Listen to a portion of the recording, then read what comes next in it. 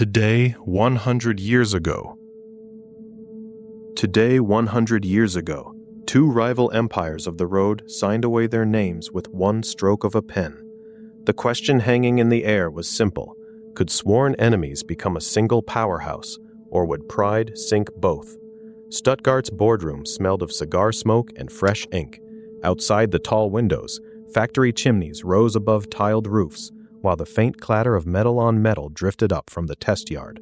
For more than 10 years, Daimler-Motoren-Gesellschaft and Benz and Kia had raced each other for patents and customers.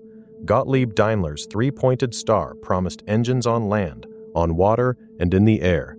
Karl Benz's three-wheeled motor carriage had already proved that idea on cobblestone streets. Now hyperinflation had emptied both treasuries. Neither firm could build the next car alone. At 10 in the morning, the directors gathered. One by one, they dipped their pens and signed. The combined factories could now roll out 2,300 vehicles every year.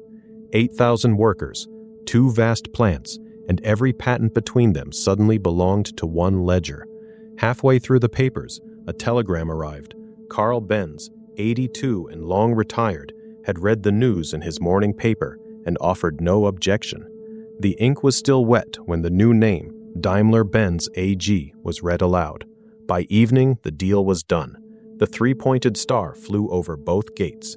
Within months, the merged engineers began sketching a supercharged sports car whose 7-liter engine would later reach 200 horsepower.